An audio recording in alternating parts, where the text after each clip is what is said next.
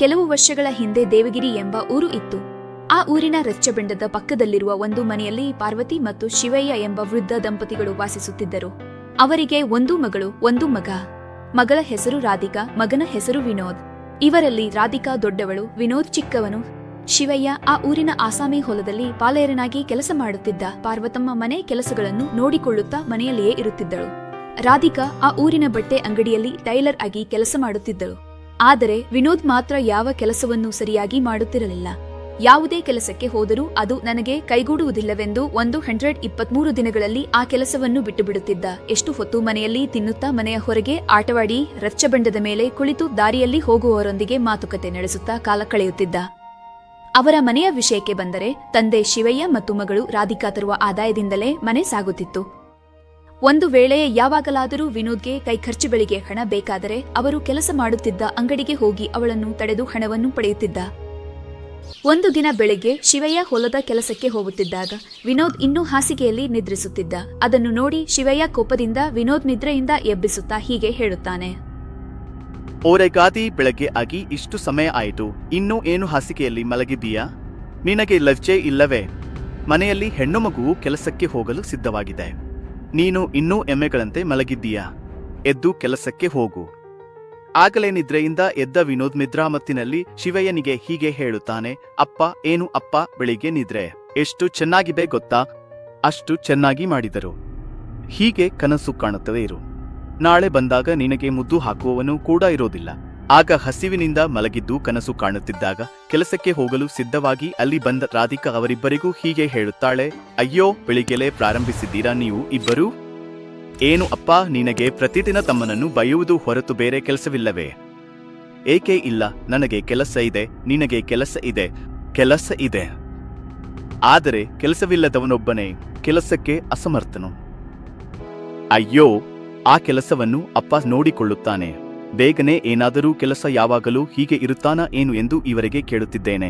ಇವನು ವಯಸ್ಸಿಗೆ ಬಂದಾಗಿನಿಂದ ಕೇಳುತ್ತಿದ್ದೇನೆ. ಇಲ್ಲಿ ಕೆಲಸಕ್ಕೆ ಹೋಗಿ 4 ದಿನ ಕೆಲಸ ಮಾಡುವುದು ಇಷ್ಟವಾಗಲಿಲ್ಲವೆಂದು ಬಿಟ್ಟು ಬಿಡುವುದು, ಇದು ಬೇರೆ ಮಾಡುವ ಕೆಲಸ. ಇವನು ಏನು ಕೆಲಸ ಮಾಡುತ್ತಾನೆ ಅಮ್ಮ? ನಾವು ಎಲ್ಲರೂ ಶ್ರಮಪಟ್ಟು ಕೆಲಸ ಮಾಡಿ ತಂದು ಕೊಡುತ್ತಿದ್ದೇವೆ, ಆದರೆ ಇವನು ಕುಳಿತು ತಿನ್ನುತ್ತಿದ್ದಾನೆ. ಇವರಿಗೆ ನೀಡುವ ಆಹಾರವನ್ನು ಕಡಿಮೆ ಮಾಡಿ ನೀರನ್ನು ಮಾತ್ರ ನೀಡಿದರೆ ಸಾಕು. ಇನ್ನು ಸಾಕು, ನಿಲ್ಲಿಸಿ. ಏ ತಮ್ಮ, ನಿನ್ನ ಸ್ನೇಹಿತನು ಯಾರೋ ಊರಿನ ರೈಸ್ ಮಿಲ್ಲಿನಲ್ಲಿ ಕೆಲಸಕ್ಕೆ ಬಾರದು ಎಂದನು. ದಾರಿ ಖರ್ಚುಗಳಿಗೆ ಹಣ ಬೇಕೆಂದು ಕೇಳಿದ್ದೀಯಲ್ಲ, ತೆಗೆದುಕೋ.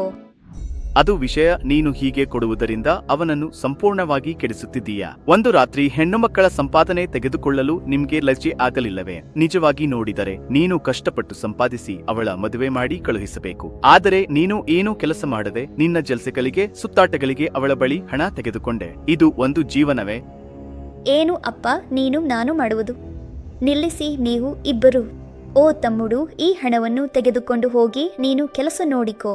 ಅಪ್ಪ, ಬೇಗನೆ ಬನ್ನಿ, ನನಗೆ ಕೆಲಸಕ್ಕೆ ತಡವಾಗುತ್ತಿದೆ. ಅಲ್ಲಿ ಅಂಗಡಿ ತೆರೆಯುತ್ತಾರೆ. ನನ್ನನ್ನು ಬೇಗನೆ ಸೈಕಲ್ ಮೇಲೆ ಕೋರ್ಟ್ ಬಳಿ ಇಳಿಸಿ ನೀನು ನಿನ್ನ ಹೊಲದ ಕೆಲಸಕ್ಕೆ ಹೋಗು ಎಂದು ಹೇಳಿ ಇಬ್ಬರೂ ಅಲ್ಲಿಂದ ಹೊರಟು ಹೋಗುತ್ತಾರೆ. ತನ್ನ ತಂಗಿ ರಾಧಿಕಾ ನೀಡಿದ ಹಣವನ್ನು ನೋಡಿ ವಿನೋದ್ ಸಂತೋಷಗೊಂಡು ಸ್ನಾನ ಮಾಡಲು ಹೋಗುತ್ತಾನೆ. ನಂತರ ಅವನು ಹತ್ತಿರದ ಅಕ್ಕಿ ಗಿರಣಿಗೆ ಹೋಗಿ ಅಲ್ಲಿ ಕೆಲಸ ಮಾಡುವ ತನ್ನ ಸ್ನೇಹಿತ ಶ್ರೀಧರ್ನನ್ನು ಭೇಟಿಯಾಗುತ್ತಾನೆ. ಆಗ ಶ್ರೀಧರ್ ವಿನೋದ್ಗೆ ದಯವಿಟ್ಟು ರಾಜ್ಕುಮಾರ ಅಂತ ಹೇಳುತ್ತಾನೆ. ಈಗ ಯುವರಾಜ್ ಅವರಿಗೆ ತಕ್ಷಣ ಏನಾದರೂ ಒಳ್ಳೆಯದನ್ನು ಮಾಡಲು ಹೇಳಿ, ಅದು ಹೆಚ್ಚು ಕೆಲಸವಲ್ಲ, ನಾನು ಅದನ್ನು ಮಾಡುತ್ತೇನೆ ಎಂದು ಸಾಮಿ ಕೆಲವು ಮಾತುಗಳಲ್ಲಿ ಹೇಳಿದರು.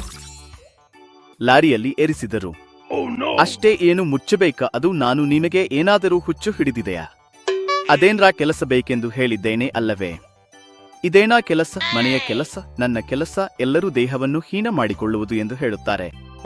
ಏನ್ರಾ ಅಷ್ಟು ಮಾತನಾಡುತ್ತೀಯಾ? ಇಲ್ಲಿ ಇದೇ ಕೆಲಸ, ನಾನು ಇಲ್ಲಿ ಇದೇ ಕೆಲಸ ಮಾಡುತ್ತೇನೆ. 1 ಚೀಲಕ್ಕೆ 2 ರೂಪೀಸ್ ಕೊಡುತ್ತಾರೆ. ನಾನು ದಿನಕ್ಕೆ 50 ಚೀಲಗಳನ್ನು ಹೊರುತ್ತೇನೆ, ಅಂದರೆ ನನ್ನ ಒಂದು ದಿನದ ಆದಾಯ 100 ರೂಪೀಸ್. ಅಷ್ಟೇ ಅಲ್ಲ, ಇಲ್ಲಿ ನಾವು ಎಷ್ಟು ಹೆಚ್ಚು ಚೀಲಗಳನ್ನು ಹೊತ್ತರೆ ಅಷ್ಟು ಹೆಚ್ಚು ಸಂಪಾದಿಸಬಹುದು.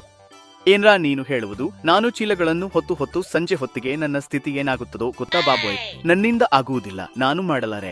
ಇನ್ನು ಬೇರೆ ಏನಾದರೂ ಇದ್ದರೆ ಕೆಲಸ ಹೇಳು, ಹೀಗೆ ಮಾಡಿ ಬಿಡುತ್ತೇನೆ. ಆದರೆ ಒಳಗೆ ಧಾನ್ಯವನ್ನು ಚೀಲಗಳಲ್ಲಿ ಹಾಕುವ ಕೆಲಸ ಮಾಡುತ್ತೀಯಾ? ಏನು ಎತ್ತಿ ಚೀಲಗಳಲ್ಲಿ ಹಾಕುವುದು? ಅಮ್ಮೋ, ನನ್ನ ಕೈಗಳು ಹಾಳಾಗುತ್ತವೆ. ಇದು ಕೂಡ ನನ್ನಿಂದ ಆಗುವುದಿಲ್ಲ. ಇನ್ನೂ ಏನಾದರೂ ಇದ್ದರೆ ಹೇಳು. ನಿನಗೆ ಯಾವ ರೀತಿಯ ಕೆಲಸ ಬೇಕೂರಾ? ಏನಾದರೂ ಹಾಯಿಯಾಗಿ ಕುರ್ಚಿಯಲ್ಲಿ ಕುಳಿತುಕೊಂಡು ಕಾಲು ಮೇಲೆ ಕಾಲು ಹಾಕಿಕೊಂಡು ಮಾಡುವ ಕೆಲಸ ಏನಾದರೂ ಇದ್ದರೆ ಹೇಳು, ಮಾಡುತ್ತೇನೆ. ಹಾಗಾದರೆ ಇಲ್ಲಿ ಒಂದು ಕೆಲಸ ಮಾತ್ರ ಖಾಲಿ ಇದೆ. ಹೌದಾ? ಹಾಗಾದರೆ ಅದೇನು ಅಂತ ತಕ್ಷಣ ಹೇಳು. ಈಗಲೇ ಹೋಗಿ ಕೆಲಸ ಮಾಡುತ್ತೇನೆ. ಆ ಒಳಗಿನ ಕೋಣೆಯಲ್ಲಿ ಮಾಲೀಕನ ಕುರ್ಚಿ ಖಾಲಿ ಇದೆ, ಅದರಲ್ಲಿ ಕುಳಿತುಕೊಳ್ಳುತ್ತೀಯ? ಏನ್ರಾ ವ್ಯಂಗ್ಯವಲ್ಲ, ಗುದ್ದಾಟ ಏನ್ರಾ?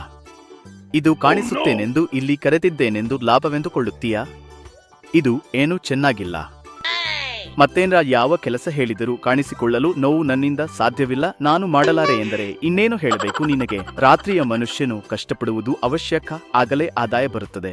ನಿನ್ನ ಬೆವರು ಹರಿಯದೆ, ದೇಹವನ್ನು ವಂಚಿಸದೆ ಪ್ರತಿಯೊಂದರಿಂದ ತಪ್ಪಿಸಿಕೊಳ್ಳಲು ಕೆಲಸ ಎಂದರು. ಸೋಮಾರಿತನ ಎಂದು ಕರೆಯುತ್ತಾರೆ, ಅಸಮರ್ಥತೆ ಎಂದು ಕರೆಯುತ್ತಾರೆ.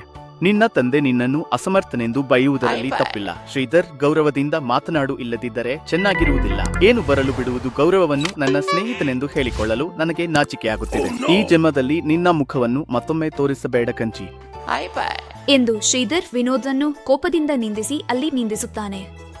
ಅದರಿಂದ ವಿನೋದ್ ಕೂಡ ಕೋಪದಿಂದ ಅಲ್ಲಿ ನಿಂದಿ ಹೋಗುತ್ತಾನೆ.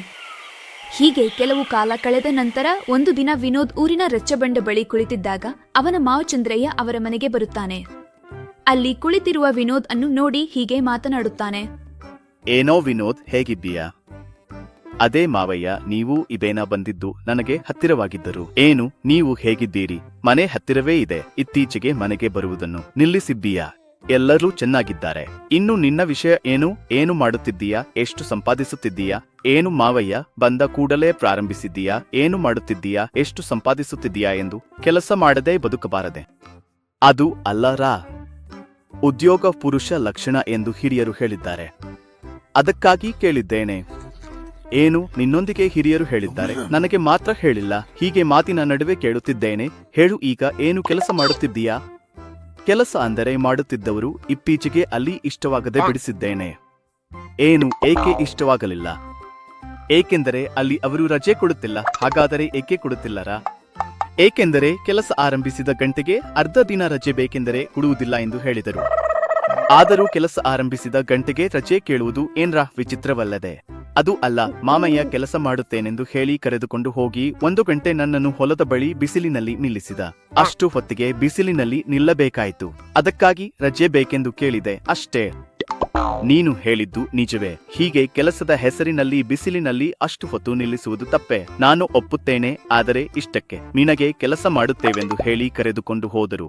ಏನೋ ಹೊಲಕ್ಕೆ ಕಾವಲುಗಾರನಂತೆ ಇರಬೇಕು ಎಂದು ಹೇಳಿ ಕರೆದುಕೊಂಡು ಹೋದರು. ಆ ಏನು ರಾಮೂಡನ ಹೀಗೆ ಬಿಸಿಲಿನಲ್ಲಿ ನಿಂತು ಕಾವಲು ಕಾಯುವುದು ನಿಜವಾದ ಕೆಲಸ? ಕೊಟ್ಟು ಬಾಯಿಗೆ ಬಾಯಿ ಹಾಕಿದ್ದೇನೆ ನೋಡು, ನನ್ನ ಚಪ್ಪಲಿಯಿಂದ ನಾನು ಹೊಡೆಯಬೇಕು. ಹೀಗೆ ಕೇಳಿ ಅಕ್ಕಾದ ಚಂದ್ರಯ್ಯ ಮನೆಗೆ ಒಳಗೆ ಹೋಗಿಬಿಟ್ಟನು. ಮನೆಗೆ ಬಂದ ತಕ್ಷಣ ಚಂದ್ರಯ್ಯನನ್ನು ನೋಡಿ ಪಾರ್ವತಮ್ಮ ಹೀಗೆ, ಅಣ್ಣ ಇದೇನಾ ಬರುವುದೇ? ಬನ್ನಿ ಬನ್ನಿ, ಹೇಗಿದ್ದೀರಿ ಅಣ್ಣ? ನೀವು ಒಬ್ಬರೇ ಬಂದಿದ್ದೀರಾ? ನಿಮ್ಮೊಂದಿಗೆ ತರುವುದಿಲ್ಲವೆಂದು ಬಾರದೇ ಇದ್ದೀರಾ? ವಧು ಹೇಗಿದ್ದಾಳೆ? ನಾನು ಚೆನ್ನಾಗಿದ್ದೇನೆ ತಾಯಿ. ಇನ್ನು ನಿಮ್ಮ ವಾದ ಏನು? ನನ್ನನ್ನು ಒತ್ತಿಸುತ್ತಾ ಬಲವಾಗಿ ಇದೆ. ಈ ಊರಿನಲ್ಲಿ ಸ್ವಲ್ಪ ಕೆಲಸವಿದ್ದು ಒಬ್ಬನೇ ಬಂದಿದ್ದೇನೆ ಅಮ್ಮ. ಅದಕ್ಕಾಗಿ ಅವರನ್ನು ತರುವುದಿಲ್ಲ. ಹೇಗಾದರೂ ಇಷ್ಟು ದೂರ ಬಂದಿದ್ದೇನೆ, ನಿಮ್ಮನ್ನು ಭೇಟಿಯಾಗಿ ಹೋಗೋಣವೆಂದು ಬಂದಿದ್ದೇನೆ. ನಮ್ಮ ವಿಷಯ ಸರಿಯಾಗಿದೆ. ಈಗ ನೀನು ಹೇಳು, ಬಾವಗಾರು ಹೇಗಿದ್ದಾರೆ? ಅಮ್ಮ, ನನ್ನ ಮಗಳು ಹೇಗಿದ್ದಾಳೆ? ದೇವರ ಕೃಪೆಯಿಂದ ನಾವು ಎಲ್ಲರೂ ಚೆನ್ನಾಗಿದ್ದೇವೆ ಅಣ್ಣ. ಅವರು ಮಗಳು ಬಗ್ಗೆ ಕೇಳುತ್ತಿದ್ದೀರಿ, ಆದರೆ ನಿಮ್ಮ ಮಗನ ಬಗ್ಗೆ ಕೇಳುತ್ತಿಲ್ಲ. ಅವನ ಬಗ್ಗೆ ತಿಳಿದುಕೊಳ್ಳಲು ವಿಶೇಷವಾಗಿ ಈಗ ಏನೂ ಇಲ್ಲ ಅಮ್ಮ. ಈಗಲೇ ಮನೆಗೆ ಬರೋಕೆ ಮುಂಚೆ ರಚ್ಚಬಂಡ ಬಳಿ ಭೇಟಿಯಾದೆ. ಅವನು ಇನ್ನೂ ಬದಲಾಗಿಲ್ಲ. ಇನ್ನು ಅದೇ ಕೋತಿ ನಾಟಕಗಳು, ತಿಕ್ಕ ಉತ್ತರಗಳು, ಸಂಪೂರ್ಣವಾಗಿ ಜವಾಬ್ದಾರಿ ಇಲ್ಲದೆ ತಯಾರಾಗಿದ್ದಾನೆ. ಅದೇ ನನ್ನ ಸೊಸೆ ನೋಡಿ, ಹೆಣ್ಣು ಮಗುವಾದರೂ ಉದ್ಯೋಗ ಮಾಡುತ್ತಾ ತನ್ನ ಸ್ವಂತ ಕಾಲುಗಳ ಮೇಲೆ ನಿಂತು ಈ ಮನೆಯ ಜವಾಬ್ದಾರಿ ತೆಗೆದುಕೊಂಡು ನಿಮ್ಮನ್ನೆಲ್ಲರನ್ನೂ ಎಷ್ಟು ಚೆನ್ನಾಗಿ ನೋಡಿಕೊಳ್ಳುತ್ತಾಳೆ. ಆದರೂ ನಿನ್ನ ಹೊಟ್ಟೆಯಲ್ಲಿ ಹೇಗೆ ಹುಟ್ಟಿದನು ಅಂದುಕೊಳ್ಳುವ ಸನ್ನಾಸಿ. ಏನು ಮಾಡೋಣ ಅಣ್ಣಯ್ಯ, ಇಷ್ಟು ವಯಸ್ಸು ಬಂದರೂ ಅವನಿಗೆ ಮನೆಯ ಜವಾಬ್ದಾರಿ ತಿಳಿದುಕೊಳ್ಳಲು ಬರುವುದಿಲ್ಲ. ನಮಗೆ ಅದೇ ಚಿಂತೆಯಾಗಿದೆ ಹೇಳುತ್ತಾಳೆ. ಹೀಗೆ ಅವರು ಇಬ್ಬರೂ ಮನೆಯಲ್ಲಿ ಕುಳಿತುಕೊಂಡು ಸ್ವಲ್ಪ ಹೊತ್ತು ಮಾತುಕತೆ ನಡೆಸುತ್ತಾರೆ. ಸ್ವಲ್ಪ ಹೊತ್ತಿನ ನಂತರ ಚಂದ್ರಯ್ಯ ಅವರ ಮನೆಯಲ್ಲಿ ಊಟ ಮಾಡಿ ಹೊರಡುತ್ತಿದ್ದಾಗ ಪಾರ್ವತಿ ಚಂದ್ರಯ್ಯನಿಗೆ ಹೀಗೆ ಹೇಳುತ್ತಾಳೆ, ಅಣ್ಣಯ್ಯ ಈಗಲೇ ಹೊರಡುತ್ತೀರಾ? ಇಷ್ಟು ದೂರ ಬಂದು ನಿಮ್ಮ ಬಾವಗಾರನನ್ನು ಮತ್ತು ಮಕೋಡಲನ್ನು ಭೇಟಿಯಾಗದೆ ಹೋಗುತ್ತೀರಾ? ಅವರು ಮನೆಗೆ ಬರುವ ಸಮಯವಾಗಿದೆ. ಅವರು ಬಂದ ನಂತರ ಅವರನ್ನು ಭೇಟಿಯಾಗಿ ರಾತ್ರಿ ಇಲ್ಲಿ ಉಳಿದುಕೊಂಡು ನಾಳೆ ಬೆಳಿಗ್ಗೆ ಬಡಿಗೆ ಹೋಗಬಹುದು ಅಣ್ಣಯ್ಯ. ಇಲ್ಲಮ್ಮ, ನಿಮ್ಮ ಅಳಿಯನೂ ಊರಿನಲ್ಲಿ ಏನೋ ಕೆಲಸವಿದೆ ಎಂದು ಹೇಳಿ ಪಟ್ಟಣಕ್ಕೆ ಹೋಗಿದ್ದಾನೆ. ಅತ್ತ ಮನೆಯಲ್ಲಿಯೂ ನಿಮ್ಮ ವಧು ಒಬ್ಬಳೇ ಇದ್ದಾಳೆ. ನಾನು ಕತ್ತಲೆ ಬೀಳುವ ಮುನ್ನ ಮನೆಗೆ ತಲುಪಲಿಲ್ಲ ಎಂದರೆ ಆತಂಕ ಪಡುತ್ತಾಳೆ. ಆದ್ದರಿಂದ ಹೋಗಲೇಬೇಕು. ಚಿಂತಿಸಬೇಡ. ಮುಂದಿನ ತಿಂಗಳಲ್ಲಿ ನನ್ನ ಮಗನ ಮತ್ತು ಮಗಳ ನಿಶ್ಚಿತಾರ್ಥವನ್ನು ಯೋಚಿಸುತ್ತಿದ್ದೇವೆ. ಆದ ಮನೆಯ ಎಲ್ಲರೂ ಬಂದು ಇಲ್ಲಿ 14 ದಿನಗಳ ಕಾಲ ಇರುತ್ತಾರೆ. ಚಿಂತಿಸಬೇಡ. ಸರಿ ಅಣ್ಣಯ್ಯ, ಕ್ಷೇಮವಾಗಿ ಹೋಗಿ ಬನ್ನಿ ಅಣ್ಣಯ್ಯ. ಹಾಗೇ ಅಳಿಯನಿಗೆ ಹೇಳಿ ವಿನೋದ್ಗೆ ಏನಾದರೂ ಉದ್ಯೋಗವಿದ್ದರೆ ನೀವು ಸ್ವಲ್ಪ ನೋಡಲು ಹೇಳಿ. ಅವನು ಸ್ವಲ್ಪ ದಾರಿಯಲ್ಲಿ ಬಿದ್ದರೆ ನಮ್ಮ ಜನ್ಮಕ್ಕೆ ಅದು ಸಾಕು. ಹೌದಮ್ಮ, ತಪ್ಪದೇ ನೋಡುತ್ತೇನೆ. ನಾನು ಹೋಗಿ ಬರುತ್ತೇನೆ, ನೀನು ಜಾಗ್ರತೆ ಎಂದು ಹೇಳಿ ಚಂದ್ರಯ್ಯ ಮನೆಯಿಂದ ಹೊರಗೆ ಬಂದು ರಚ್ಚಬಂಡದ ಬಳಿ ಕುಳಿತಿರುವ ವಿನೋದ್ಗೆ ಹೀಗೆ ಹೇಳುತ್ತಾನೆ. ಓರೇ, ನಾನು ಹೋಗುತ್ತಿದ್ದೇನೆ. ಅಮ್ಮ ಅಪ್ಪನನ್ನು ಜಾಗ್ರತಾಗಿ ನೋಡಿಕೊಳ್ಳು. ಮನೆಗೆ ಹೋಗಿ ಬಾಬುಗೆ ಹೇಳಿ ಪಟ್ಟಣದಲ್ಲಿ ನಿನಗೆ ಏನಾದರೂ ಉದ್ಯೋಗ ನೋಡಲು ಹೇಳುತ್ತೇನೆ. ಏನಾದರೂ ಇದ್ದರೆ ನಿನಗೆ ಸುದ್ದಿ ಕಳುಹಿಸುತ್ತೇನೆ. ಇಲ್ಲಿನ ತಿಕ್ಕ ವೇಷಗಳನ್ನು ಬಿಟ್ಟು ಅಲ್ಲಿ ಬುದ್ಧಿಯಾಗಿ ಕೆಲಸ ಮಾಡು, ಸರಿನಾ? ನೀವು ಹೇಗೆ ಹೇಳುತ್ತೀರೋ ಹಾಗೆ ಮಾಡುತ್ತೇವೆ. ಮಾಮಯ್ಯ, ನೀವು ಜಾಗ್ರತಾಗಿ ಕೇಳಿ ಅಂದು ಹೇಳಿದಂತೆ ಚಂದ್ರಯ್ಯ ಅಲ್ಲಿ ಇಂದಿನಿಂದ ತನ್ನ ಊರಿಗೆ ಹೋಗುತ್ತಾನೆ. ಹೀಗೆ 1 ತಿಂಗಳು ಕಳೆದಿತು. ನೋಡುತ್ತಾ ಇದ್ದಂತೆ ಚಂದ್ರಯ್ಯನ ಕಂತಮ್ಮನ ಮಗ ಪ್ರಸಾದ್ ಮತ್ತು ಪಾರ್ವತಿ ಶಿವನ ಮಗಳು ರಾಧಿಕಾಳವರ ನಿಶ್ಚಿತಾರ್ಥದ ದಿನ ಬಂದೇ ಬಂತು. ಆಗ ಅವರಿಬ್ಬರ ಕುಟುಂಬಗಳು ಸೇರಿ ಆತನು ದೇವಾಲಯವನ್ನು ಆಚರಿಸಲು ದೋಣಿಯಲ್ಲಿ ಅವರ ಕುಲದೇವತೆಯ ದೇವಾಲಯಕ್ಕೆ ಹೋಗುತ್ತಿದ್ದಾಗ ಅಕಸ್ಮಾತ್ ದೋಣಿ ತಿರುಗಿ ದೋಣಿಯಲ್ಲಿದ್ದ ಎಲ್ಲರೂ ಆ ನದಿಯಲ್ಲಿ ಮುಳುಗುತ್ತಾರೆ. ಹಿಂಬಾಲಿಸುತ್ತಿದ್ದ ಕೆಲವು ದೋಣಿಗಳಲ್ಲಿ ಬಂದ ಕೆಲ ಗಜ ಈತಗಾರರು ಅವರನ್ನು ನೋಡಿ ತಕ್ಷಣವೇ ಆ ನದಿಗೆ ಹಾರಿ ಎಲ್ಲರನ್ನೂ ತೀರಕ್ಕೆ ಎಳೆದುಕೊಂಡು ಬಂದರು. ಆಗಲೇ ಪಾರ್ವತಿ, ಶಿವಯ್ಯ, ರಾಧಿಕಾ ಮತ್ತು ಪ್ರಸಾದ್ ಮೃತಪಟ್ಟಿರುತ್ತಾರೆ. ವಿನೋದ್ ಅಚೇತನವಾಗಿರುತ್ತಾನೆ.